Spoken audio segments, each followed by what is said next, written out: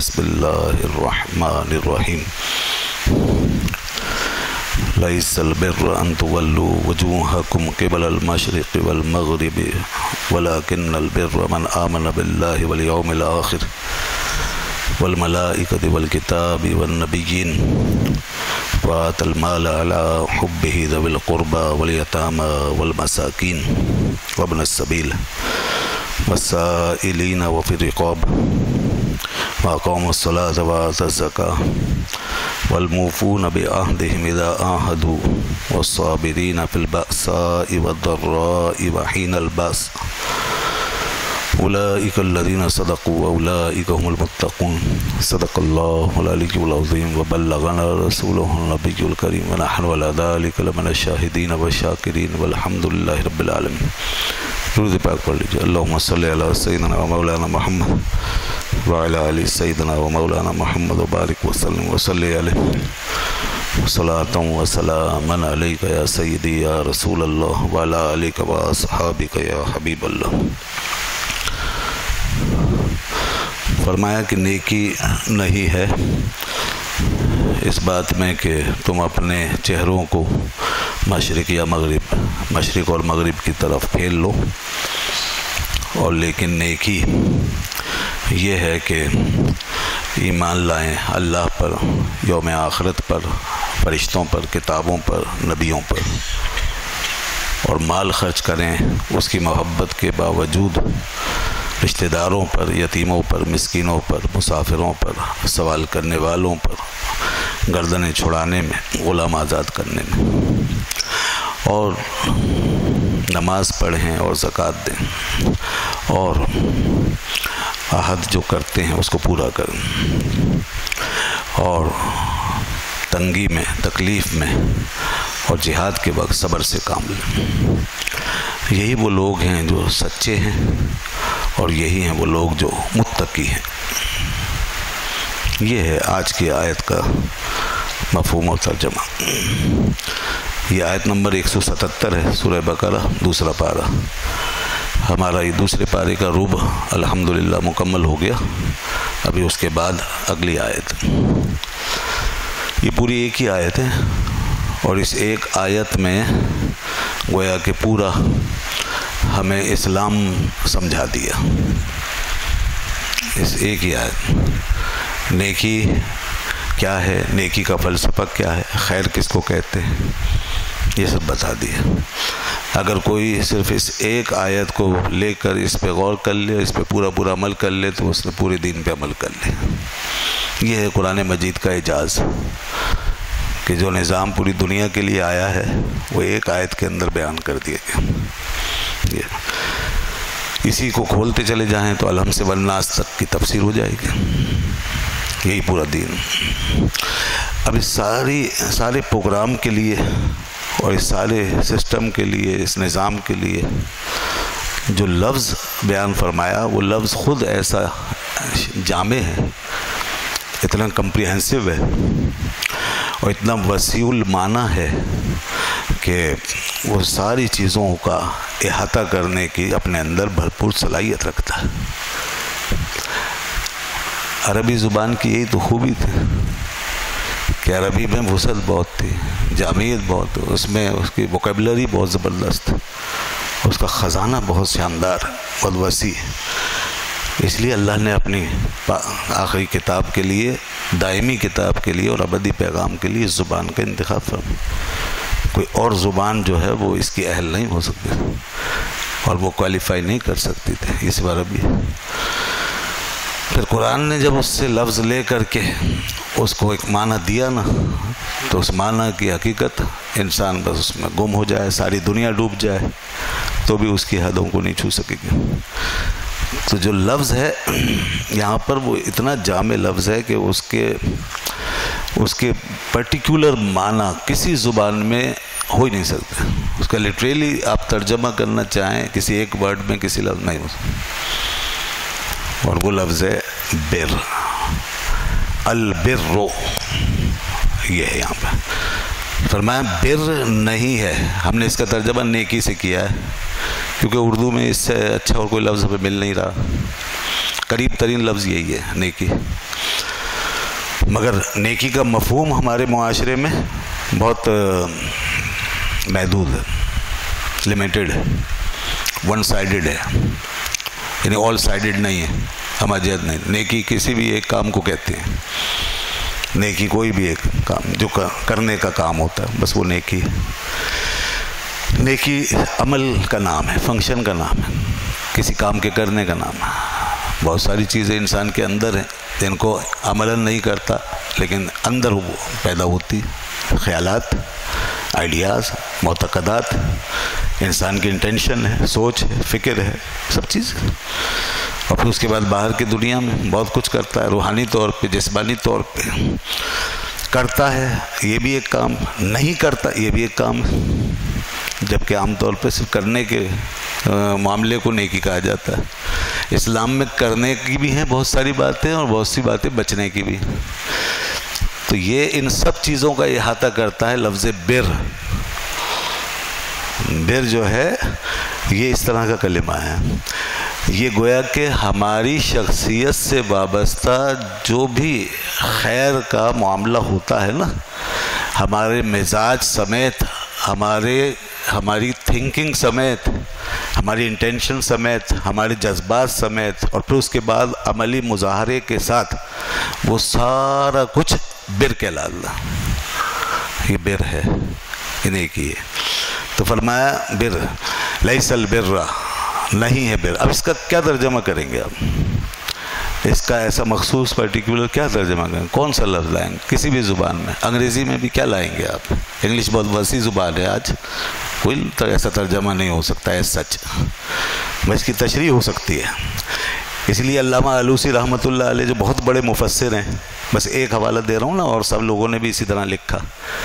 علامہ آلوسی علیہ رحمہ اپنی تفسیر روح المعانی میں لکھتے ہیں، البرو کے معنی بیان کرتے ہوئے، هو اسم جامع لانواع الخیر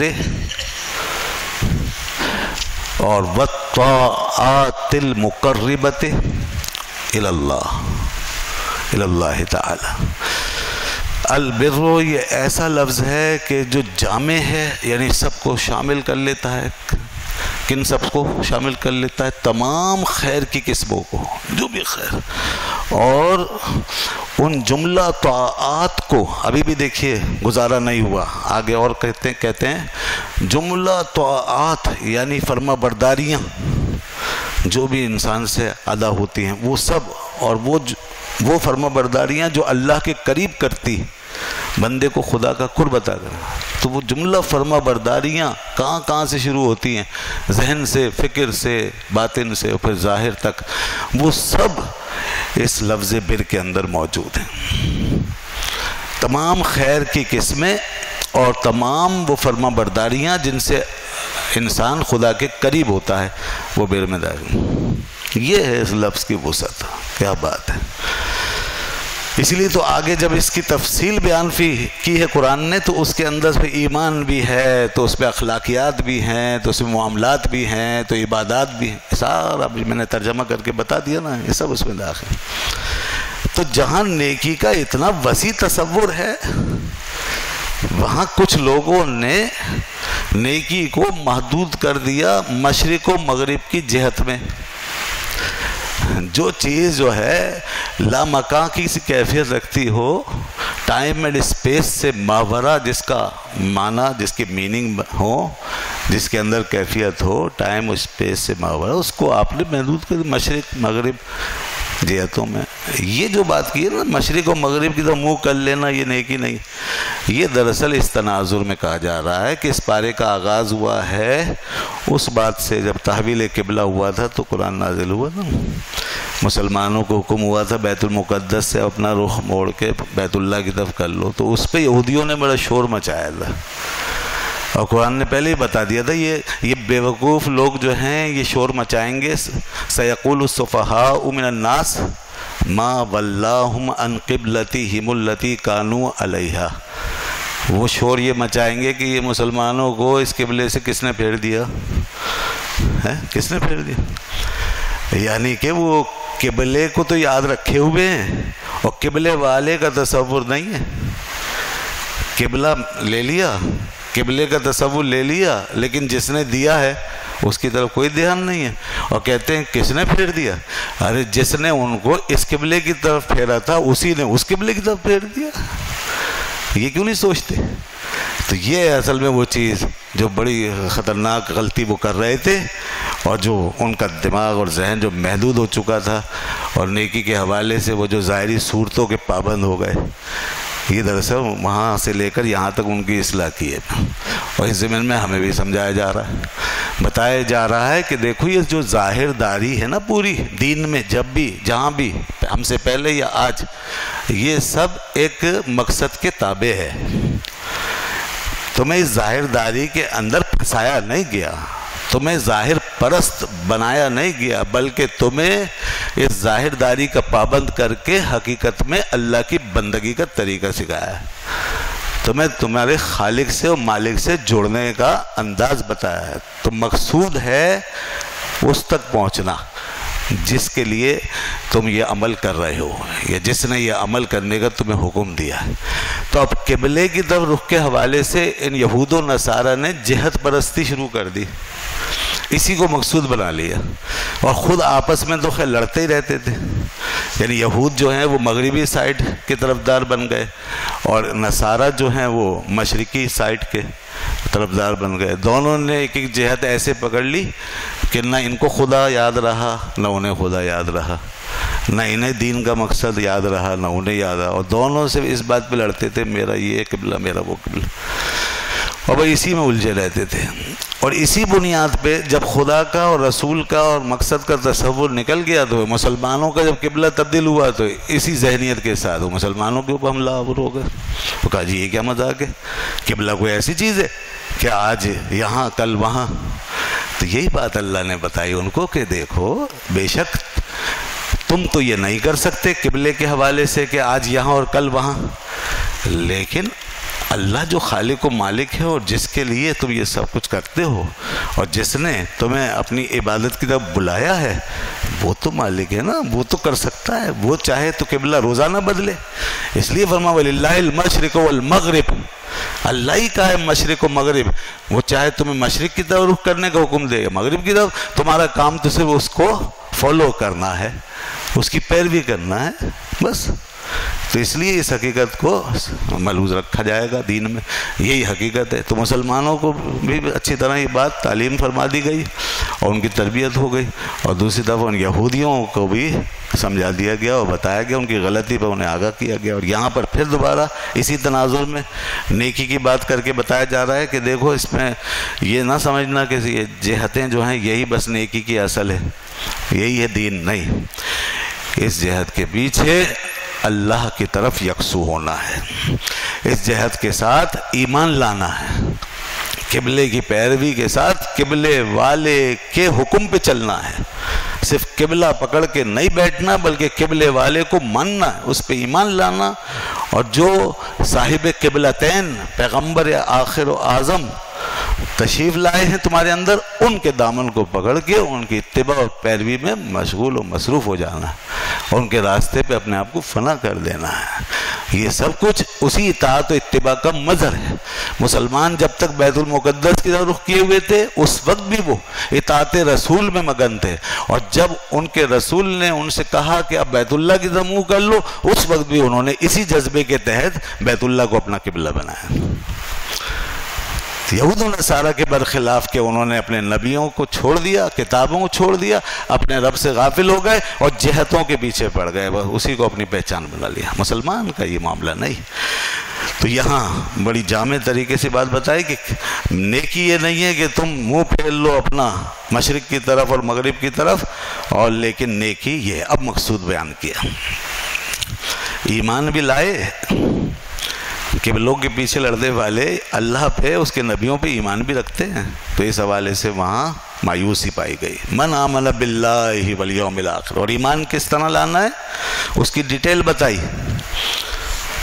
ایمان یہ ہے کہ اللہ پہ ایمان ہوگا جناب، اللہ پہ ایمان، اور اللہ پہ ایمان آپ کو معلوم ہے نا جس طرح ہم ایمان رکھتے ہیں وہی ایمان ہے بس، اور لوگ بھی اللہ پہ ایمان کے دعوے دار ہیں مگر ان کا ایمان ایمان نہیں ہے.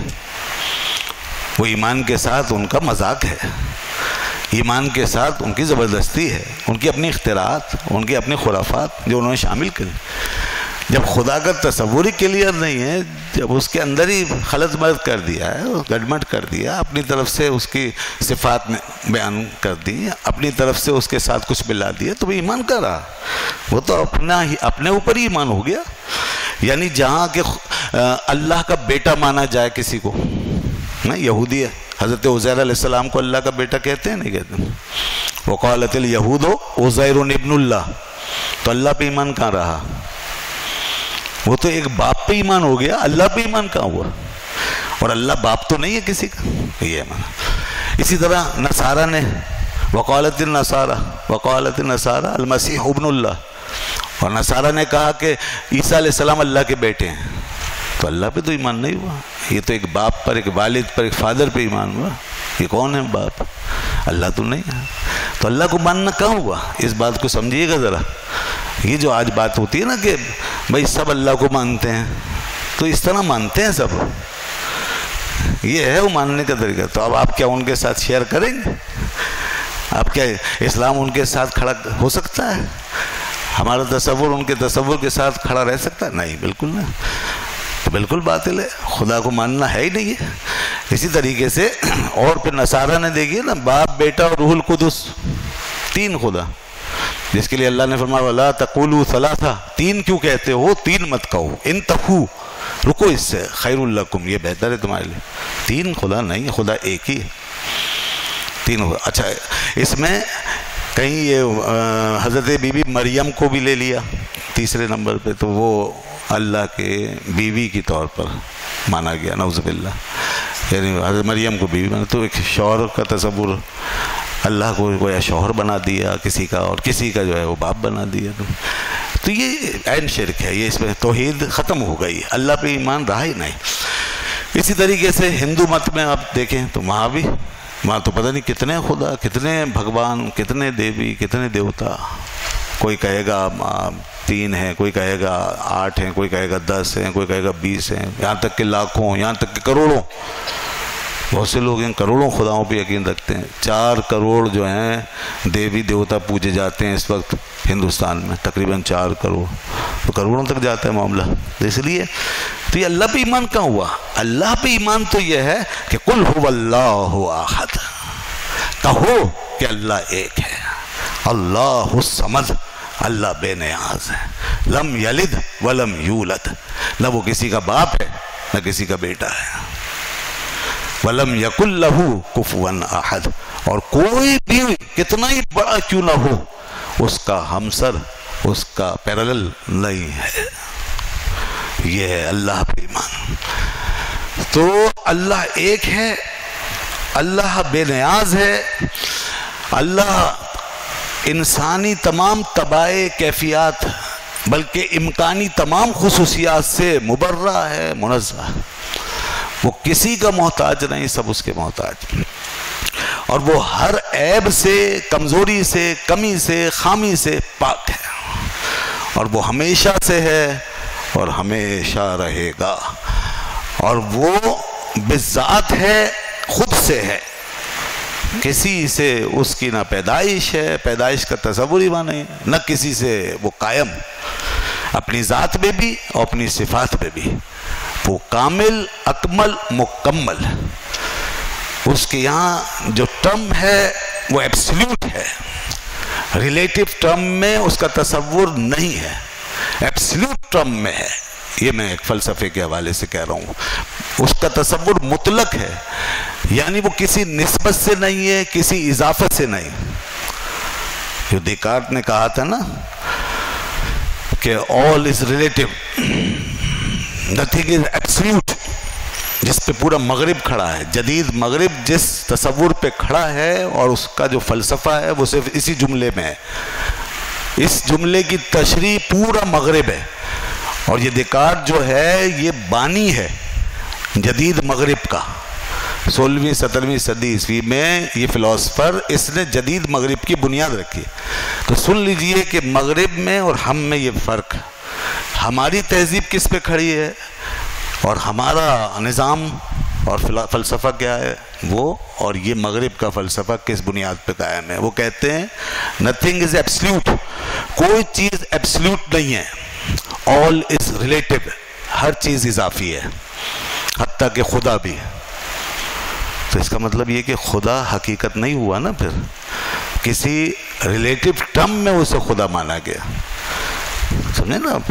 جیسے باپ اس لیے باپ ہے کہ وہ بیٹے کا تصور ہے، اگر بیٹا نہ ہو تو باپ بھی باپ نہیں ہے، سمجھے نا؟ بیٹا اس لیے بیٹا ہے کہ اس کا باپ ہے، یہ سمجھ لیں آپ۔ تو خدا بھی ریلیٹیو ٹرم میں تو ہو سکتا ہے ان کے نزدیک، مگر ایبسلیوٹ ٹرم میں نہیں۔ یہ خدا پہ ایمان کی نفی ہے۔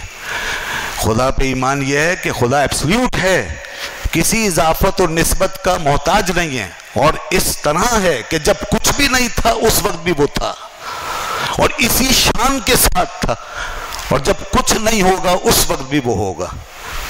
یہ سمجھ، یہ ہے خدا کا تصور۔ تو اس لیے دنیا کا ایمان نہیں ہے اللہ پہ، ایمان جو اللہ پہ ہے وہ صرف اسلام کا ایمان ہے، مسلمان کا ایمان ہے یہ۔ تو ایسا ایمان رکھنا ہے، من آمن باللہ والیوم الآخر، آخرت پہ ایمان رکھنا، یہ دوسرا ایمان۔ نمبر 2 ایمان مکمل ہو رہا ہے، اب دوسرا حصہ اس کا یہ ہے آخرت پہ ایمان۔ آخرت پہ ایمان بھی وہی ایمان ہے جو آپ رکھتے ہیں، اور مذاہب میں آخرت پہ ایمان کا تصور ہے وہ ناقص ہے، خام ہے، غلط ہے۔ ان کا ایمان بالآخرت نہیں ہو سکتا۔ کیوں؟ اس لیے کہ آخرت بھی ان کی اسی طرح منمانی قسم کی چیز بن گئی ہے جیسے اللہ پہ ایمان، اس میں بھی انہوں نے بہت سی خرافات داخل کر دی ہیں۔ یہود و نصارہ آخرت کو مانتے ہیں، جزا و سزا کا تصور ان کے یہاں ہے، مگر کس طرح؟ ان کا تصور یہ ہے کہ لن يدخل الجنت الا من كان هودا و نصارى، جنت میں کوئی نہیں جائے گا سوائے یہود و نصارہ کے۔ ہم تو یہ بات نہیں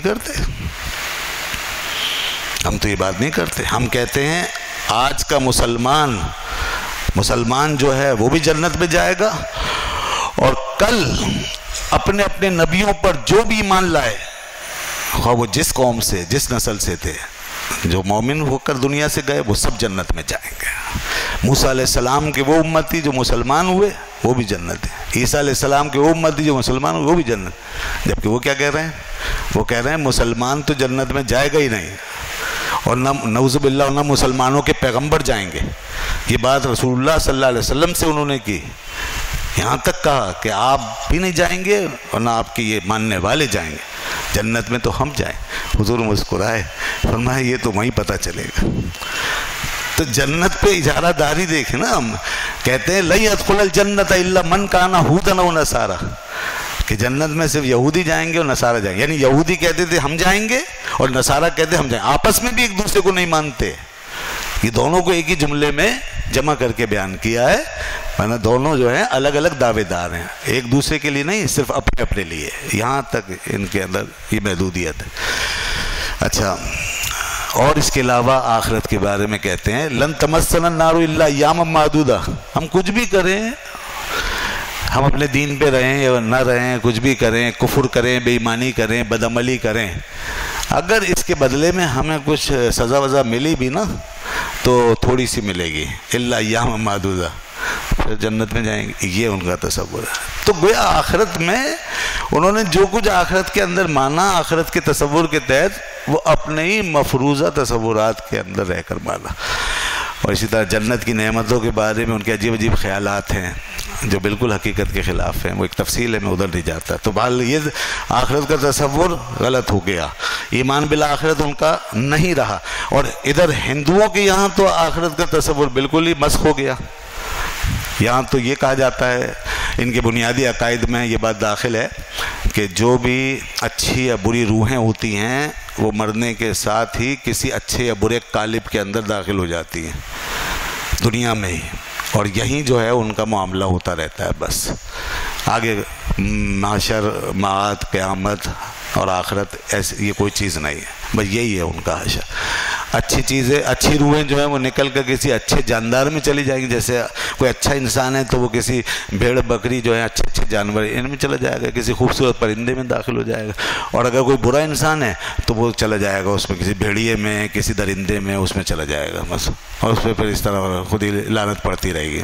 یہ تو سب اس کو کہتے ہیں آوا گون، یہ آوا گون کہلاتا ہے، تناسخ ارواح کا عقیدہ، یہ ہندوؤں کے اندر ہے، تو آخرت کا تصور تو نہیں ہے نا، اس لیے ایمان بالآخرت ضروری ہے۔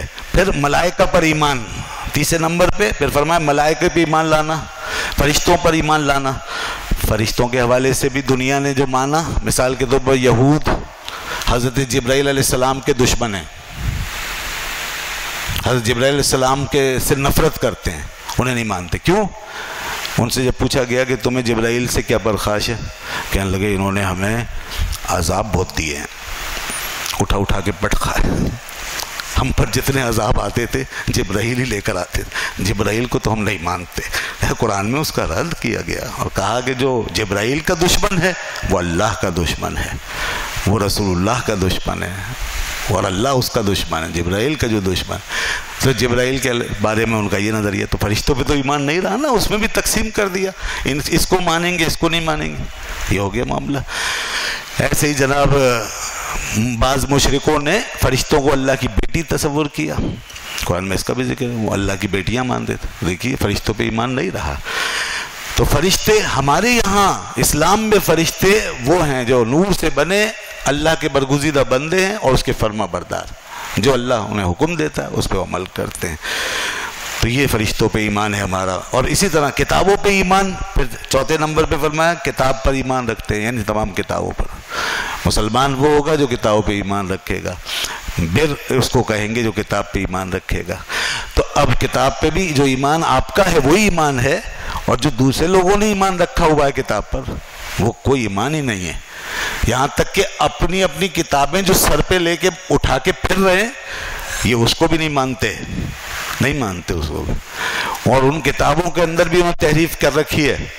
کون سی کتاب مانتے ہیں؟ ہزاروں نسخے بن گئے ہیں، ہزاروں ایڈیشن آ گئے ہیں، ہر کتاب دوسری سے مختلف ہے، کون سی کتاب پہ ایمان ہے؟ نہیں رکھتے ایمان، اس کے اندر بھی کیا کیا خرافات بھر دی ہیں، تو کتاب تو رہی نہیں، اپنی مرضی سے جو چاہ لکھا۔ ادھر ہندوستان میں بھی جو ویدے وغیرہ اس پہ کہاں عمل کرتے ہیں، کہاں مانتے ہیں، اس میں بھی پتہ نہیں کیا کیا بھرا ہوا، کیا کیا لکھا ہوا بات۔ تو کوئی بھی کتابوں پہ جو اللہ کی کتابیں ہیں، اصل کتابیں، اس پہ ایمان نہیں رکھتا سوائے مسلمان کے۔ ہمارا عقیدہ ہے کہ اللہ نے جتنی کتابیں نازل کی ہیں وہ سب حق ہے، یہ ہم مانتے ہیں، اور ہمارا عقیدہ اتنا ٹائٹ، اتنا سخت ہے، اتنا اسٹرانگلی ہم یہ بات کہتے ہیں کہ اگر کوئی اس میں سے کسی کتاب کا انکار بھی کرے، جیسے توریت کا یا انجیل کا یا زبور کا جن کا ذکر آ چکا ہے قرآن میں، تو مسلمان ہی نہیں ہوگا، کیونکہ ایمان بالکتاب نہیں رہے گا۔ تو اس لیے قرآن اور تمام آسمانی کتابوں پر ہمارا ایمان پرفیکٹ ہے۔ ہاں جو کچھ اس میں ایڈیشن ہو گیا، شامل ہو گیا ہے، اس کے ہم قائل نہیں ہو سکتے، وہ اصل کتاب ہے ہی نہیں۔ تو یہ کتاب پہ ایمان جو سے مسلمان کو حاصل ہے۔ پھر اس کے بعد والنبیین، پانچویں نمبر پہ نبیوں کا ذکر، نبیوں پہ ایمان رکھتے ہیں، یہ ہیں اہل بر۔ تو نبیوں کا تصور بھی جو آپ کو ملا ہے وہ کسی کے پاس نہیں رہا، آپ یہاں تک کہ اپنے نبیوں کے بارے میں تعصب ضرور برتیں گے، ان کا نام بھی لیں گے اور ان سے اپنی پہچان بھی اختیار کریں گے، مگر ان کے حوالے سے جو ایمان کے تقاضے ہیں نہ کل پورے کیے تھے نہ آج، انہوں نے ہی اپنے نبیوں کو قتل کیا، انہوں نے ہی قتل کیا۔ قرآن نے بار بار بتایا، تو تم انبیاء کو قتل کیوں کرتے تھے؟ اسی لیے قرآن فرماتا ہے یہ بات بیان کر کے، بئس ما یأمرکم بہ ایمانکم، تمہارا ایمان کیسا حکم دیتا تھا یہ تمہیں، برا، کتنا برا اور گندا حکم ملا تمہیں۔ ایمان اس کو کہتے ہیں کہ نبیوں کا قتل جائز سمجھا، تو یہ انہوں نے نبیوں پہ ایمان رکھا، انہیں شہید کیا، اور اس کے بعد ان کے بارے میں انہوں نے بڑی خوفناک باتیں کی، ان کی عصمت و ناموس پر حملے کیے ہیں، اور ان کے بارے میں بڑی بدگوئیاں کی گئی ہیں اور خرافات بکی گئی ہیں۔ کہیں بھی انبیاء کرام علیہ الصلوۃ والسلام کی جو عصمت ہے اور جو ان کا تقدس ہے وہ کسی دین و مذہب میں ملوث نہیں رکھا گیا پوری طرح سوائے اسلام کے، کہ مسلمان کا ایمان یہ ہے کہ انبیاء کرام دنیا میں سب سے زیادہ مقدس ہستیاں ہیں، معصوم ہیں، اللہ کے فرستادہ بھیجے ہوئے، اور وہ حجت ہیں اور ان کا ادب اور احترام لازم ہے۔ کسی بھی نبی کے بارے میں کوئی ادنا توہین کا کلمہ مسلمان کے ایمان کو گوارا نہیں ہے، یہ ہے مسلم کا ایمان۔ تو اس لیے اصل ایمان دیکھیے یہی نظر آئے گا۔ تو یہ اب اس کی روشنی میں ایک بات کہنا چاہتا ہوں کہ یہ جو ہمیں ایک بار بار ایک فکرہ اور ایک بات جو ہے وہ ہمارے دماغوں میں ڈالی جاتی ہے اور بہت آسانی سے کہہ کر لوگ گزر جاتے ہیں، اور لوگوں نے گویا اس کو ایک مذہب بنا لیا ہے، یہ کتنی بڑی گمراہ کن بات ہے۔ اور وہ یہ ہے کہ سارے دین برحق ہیں، سارے مذہب حق ہیں، اور سب اپنی اپنی جگہ صحیح ہیں۔ یہ بات کیسے ہضم کر سکتے ہیں آپ ان تعلیمات کی روشنی میں؟ کیسے جسٹیفائی کر سکتے ہیں آپ اس کو؟ کس طرح مرج ہو سکتا ہے یہ ہمارے ساتھ یہ معاملہ؟ نہیں، دین کیسے سب حق ہو سکتے ہیں؟ ہم بالکل واضح طور پر دیکھ رہے ہیں اسلام کی تعلیم بھی اور دیگر تعلیمات کو بھی بہت فرق ہے، اور جبکہ قرآن کی نصوص 1500 سال پہلے کم بیش یہ بتا چکی کہ فما ذا بعد الحق الا الضلال، حق کے بعد یعنی اسلام کے بعد تو کچھ ہے ہی نہیں، سب دلال اور گمراہی ہے۔ تو قرآن تو نہیں کہتا کہ سب برابر ہے، کچھ چیزیں مشترک ہو سکتی ہیں، کچھ باتیں مشترک ہو سکتی ہیں، کچھ سملرٹیز ہو سکتی ہیں، جس کے لیے قرآن نے کہا تعالوا الی کلمۃ سواء بیننا و بینکم، اہل کتاب آؤ جو تمہارے اور ہمارے درمیان مشترک ہے، آؤ اس کے اوپر بات کر لو۔ یہ کچھ چیزیں ہو سکتی ہیں، لیکن یہ کیسے ہو سکتا ہے کہ سارے دین حق ہے اور اسلام اور سارے مذاہب سب ایک ہی چیز ہیں؟ نہیں، بالکل نہیں۔ اس سے تو دین کا فلسفہ ہمارا باطل ہو جاتا ہے، اور کسی کو پھر مسلمان رہنے کی ضرورت نہیں پڑتی، پھر تو وہ کچھ بھی بن جائے۔ تو گویا یہ فکرہ لوگوں کو دین سے باہر نکلنے کی دعوت دے رہا ہے، اجازت دے رہا ہے۔ یہ اتنا بڑا کفر اور اتنی بڑی بے دینی کی تبلیغ ہے کہ اس کے بارے میں آدمی سوچے تو یہ بہت بڑی بغاوت پر گویا مشتمل ہے یہ بات، اسلام کے خلاف قسم کی باغیانہ سوچ کو گویا پروان چڑھانا ہے، پروموٹ کرنا ہے۔ اس لیے قطعاً ایسا نہیں ہے۔ ہاں، دیگر ادیان کا احترام کیا جائے گا، گالی نہیں دی جائے گی کسی کو، کسی کے معبودوں کو گالی نہیں دیں گے، اور ان کا جو دنیا میں حق بنتا ہے وہ حق ادا کیا جائے گا، یہ ایک الگ چیز ہے۔ اب یہ دو چیزیں ملائی جاتی ہیں، یہ غلط ہے۔ یہ الگ چیز ہے، وہ الگ۔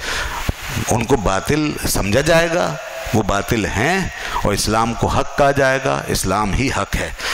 تو فرمایا نیکی یہ ہے کہ ایمان لاؤ ان چیزوں پر، اور اس کے بعد اب آ جائیے دوسری بات، ایمان کے بعد معاملات، لوگوں کے ساتھ کیسے پیش آنا ہے۔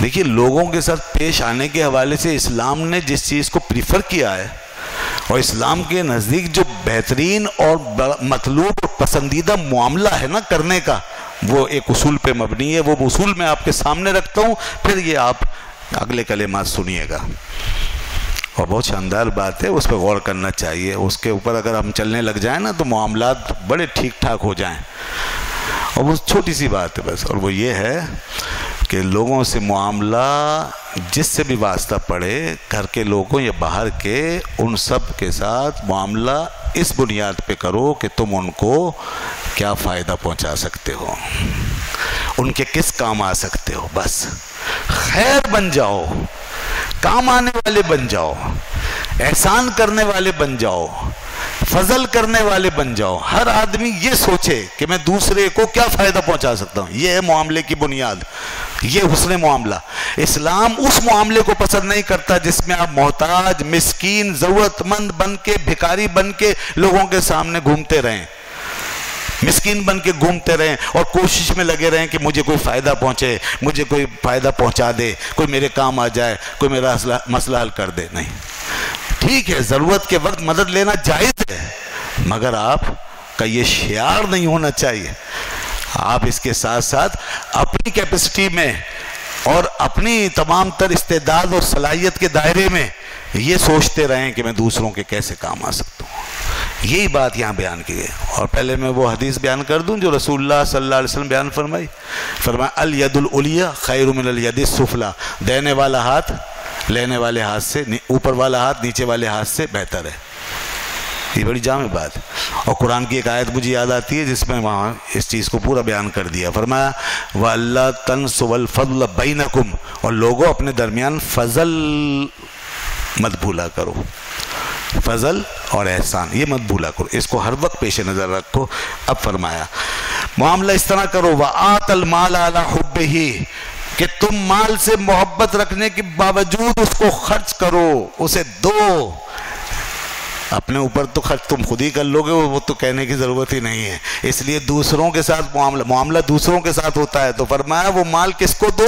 ذوی القربا، اپنے رشتہ داروں کو دو. سب سے پہلے ماں باپ کو ضرورت ہے ان کو دو، اولاد کو ضرورت ہے انہیں دو، بھائی بہن آتے ہیں اس کے بعد انہیں دو، اس کے بعد پھر آپ کے والد کی طرف سے عزیز ہیں ان کو دو، پھر والدہ کی طرف سے عزیز ہیں انہیں دو، پھر اس کے بعد کزن وغیرہ جو آتے ہیں سب چچا زاد مامو زاد خالہ زاد انہیں دو. یہ سب ذوی القربا قرابت دار رشتہ دار ہیں، ان سب کو جن کو ضرورت ہے انہیں دو. اس کے بعد جب یہاں سے فارغ ہو جاؤ تو والیتاما، یتیموں کا خیال کرو جن کے سرپرست نہیں ہیں. والمساکین، پھر مسکینوں کو دو. وابن السبیل، مسافروں کو دیکھو جنہیں ضرورت ہے ان کی مدد کرو، مسافروں کی مدد کرو. اور اس میں جو ہے نا، اس میں کئی کیٹیگریز کے اندر یاد رکھیے، میں آپ کی توجہ کے لیے بات عرض کر رہا ہوں. یہ ہمارے بچے آتے ہیں جو یہاں پر آ کے پڑھ رہے ہیں، دین کے لیے وقف ہو کر یہاں آ کے پڑھ رہے ہیں. یہ مسافر بھی ہیں، اس میں بعض غریب بھی ہوتے ہیں، اس میں بعض یتیم بھی ہوتے ہیں، اس میں بعض مسکین بھی ہوتے ہیں، ضرورت مند بھی ہوتے ہیں. اور ویسے مجموعی طور پہ ہر بچہ ضرورت مند ہے، اس لیے کہ دین کے لیے نکلا ہوا ہے، دین سیکھنے کے لیے، پڑھنے کے لیے، آپ کے دین کی حفاظت کے لیے نکلا ہوا ہے یہ بچہ. لہذا ان کا بہت بڑا حق ہے. کئی کیٹیگریز آتی ہیں یہاں پر، مگر لوگ اسی سے غافل ہیں، اس سے باہر ڈھونڈتے رہتے ہیں. بھائی کہیں پتھروں دیواروں پہ لگانے کے لیے تیار ہیں، کوئی پتھر کھڑا کرنا دیں، کوئی مینارہ بنانا دیں، کوئی بس یا کھلا پلا کے برابر کرنے کے لیے تیار ہے. اور یہ جو دین کا کام، یہ جو بچہ بن کے تیار ہوگا اور ہمیشہ کا ثواب آپ کے لیے بڑھاتا رہے گا، اس کی فکر نہیں. تو اس لیے اس طرف توجہ فرمائیں. بہترین صدقہ ہے، زکوٰۃ ہو، فطرہ ہو، صدقہ خیرات ہو، بہترین صدقہ ہے. اس میں کئی چیزیں آ گئی نا، میں کہہ رہا ہوں یتامہ، مساکین، وابن السبیل، والسائلین، اور سوال کرنے والوں کو دو. یہ تو سوال نہیں کریں گے کیونکہ ہم انہیں یہ تعلیم نہیں دیتے، لیکن ہم ان کے بھی آپ پہ کر سکتے ہیں نا. تو سوال کرنے والے بھی آ گئے یہاں پر. ہم کہہ سکتے ہیں کہ ان بچوں کی مدد کریں، اس ادارے کی مدد کریں. والسائلین، وفی الرقاب، اور غلاموں کا تصور جو کہ اب نہیں ہے بہرحال، اس لیے پہلے تھا، تو اب کبھی جب ہو تو اس کے لیے بھی ہے کہ غلام آزاد کرانے میں خرچ کرو. یہ سب مصارف بتا دیے. اس کے بعد فرمایا عبادت کیا ہے. اب آ جائیے عبادت جو بر کے اندر داخل ہے. فرمایا واقام الصلاۃ، اور نماز قائم کرو، یعنی اور وہ جو نماز قائم کرے، وآت الزکاۃ، اور زکوٰۃ دے. عبادات میں صرف دو چیزیں لے لی، نماز اور زکوٰۃ. اور یہ بات آپ بارہا سن چکے ہیں کہ نماز جملہ بدنی عبادتوں کی نمائندہ ہے اور زکوٰۃ جملہ مالی عبادتوں کی نمائندہ ہے. لہذا ان دو کو اس لیے جمع کر کے بیان کیا جاتا ہے کہ ساری عبادتیں ان دونوں میں آ گئی ہیں. تو یہ عبادت، نماز اور زکوٰۃ یہ ادا کریں گے، یہ ہے نیکی. اور پھر آ جائیے کیا، اخلاقیات. اخلاقیات میں بھی دو باتیں لے لی، دو باتیں سے، اور دو ہی باتیں پورے اخلاقی وجود کی روح ہیں. اخلاقی وجود دو ستونوں پہ کھڑا ہے. نمبر ایک، والموفون بعہدہم اذا عاہدوا، جس سے وعدہ کریں اس کو پورا کریں. فرمایا ایمان والے وہ ہیں، نیک لوگ وہ ہیں کہ جو وعدہ کرتے ہیں تو پورا کرتے ہیں. یہ کتنی بڑی بات ہے. اور آج سب سے زیادہ کمی اسی بات کی ہے نا. اور ہماری ساری سوسائٹی جو داؤ پہ لگ گئی ہے، سارا امن چین سکون جو غارت ہے، اسی وجہ سے وعدے پورے نہیں ہو رہے، کمٹمنٹ پوری نہیں ہو رہی. نہ ہم کر رہے ہیں نہ ہمارے حکمران کر رہے ہیں، سب ایک جیسے ہو گئے ہیں. اللہ ماشاءاللہ کچھ لوگ بیچارے بس کرتے ہیں چلتے ہیں، مگر باقی اکثریت کا یہ حال ہے کہ وعدہ. اور جس قوم میں ایسے ایسے لیڈروں کے وعدہ کوئی قرآن حدیث تھوڑی ہے، تو پھر تو بس اللہ ہی حافظ ہے، پھر تو جو ہو کم ہے. تو اس لیے یہ وعدہ پورا کرنا ایمان کی نشانی ہے، اور وعدے کے خلاف کرنا یہ منافق کی نشانی ہے. فرمایا جو وعدہ پورا نہیں کرتا وہ عملاً منافق ہے. تو وعدہ پورا کرنا، فرمایا یہ ہے ایمان اور نیکی. یہ اخلاقیات میں ایک پہلی چیز، پہلی بنیاد. اور اس کے بعد دوسری چیز جو بیان فرمائی وہ ہے والصابرین، اور صبر کرتے ہیں. وہ توجہ رکھیے گا، ابھی لائٹ آ رہی ہے. والصابرین، اور صبر کرتے ہیں. صبر کتنی اہم چیز ہے. اس صبر کے لیے تو اللہ نے کئی جگہوں پہ اللہ نے یہ فرمایا کہ اس سے مدد طلب کرو. صبر ایسی چیز ہے اس سے مدد طلب کرو. مدد طلب کرنے کی بات کی گئی ہے. وہ جو خود سب کا مددگار ہے وہ فرماتا ہے استعینوا بالصبر والصلاۃ، یعنی صبر کو اس نے ایک ایسی چیز کے طور پہ پیدا کیا ہمارے اندر کہ یہ ہمارے لیے بہت ہی قیمتی اور بڑا ہی فائدے مند مفید وسیلہ ہے. ایسے مفید و کارآمد اور گارنٹیڈ، یعنی گارنٹی والا وسیلہ، ایسے وسیلے کو چھوڑنا نادانی. اس کو پکڑو، اس سے مدد لو. Patience, have your patience. اپنے پیشنس کو سنبھال کے رکھیں، اپنے جذبات پہ قابو پائیں، صبر کی کیفیت میں رہیں جہاں بھی کوئی معاملہ ہے. اس کے بغیر گزارا ہی نہیں ہے. اس لیے دو باتیں بہت اہم تھیں اور صبر کے مقامات بتا دیے. باسا والضراء. باسا کیا ہے؟ باسا جو تنگی آتی ہے، تنگی، مالی تنگی وغیرہ، اس میں صبر کرنا. والضراء جسمانی تکلیف، بیماری وغیرہ، اس میں صبر کرنا. وحین الباس، اور لڑائی کے موقع پہ جب دشمنوں سے کوئی جہاد ہو رہا ہو، جنگ ہو رہی ہو، لڑائی ہو رہی ہو، اس وقت صبر کرنا. صبر جیسے اب تک آپ نے صبر، دہشت گردی کے مقابلے میں پوری قوم صابر و شاکر ہو کے ڈٹی ہوئی ہے نا، مقابلہ کر رہی ہے، وہ قربانیاں دے رہے ہیں، تو آج امن و سکون سے رہ رہے ہیں. اور اگر یہ صبر ہاتھ سے نکل گیا تو پھر جو کچھ ہوگا وہ آپ کے سامنے ہے. شام میں جو کچھ ہو رہا ہے، عراق میں جو کچھ ہو رہا ہے، افغانستان میں جو کچھ، وہ اشر ہوگا. اس قوم نے واقعی بڑا پیشنس دکھایا. 60-70 ہزار قربانیاں دے دیں اور جمی ہوئی ہے دہشت گردی کے مقابلے میں. سب کتنے لوگ، سویلین بھی، فوجی بھی، سب کئی مارے گئے بیچارے، پروفیشنل بھی مارے گئے، بچے بھی مارے گئے، جوان بھی مارے گئے. لیکن قوم ڈٹی ہوئی ہے. اگر ڈٹی رہے گی، صبر سے کام لیتی رہے گی، تو انشاءاللہ اس قوم کی اور امن پسند لوگوں کی فتح ہوگی، دہشت گردوں کو ڈیفیٹ ہوگی.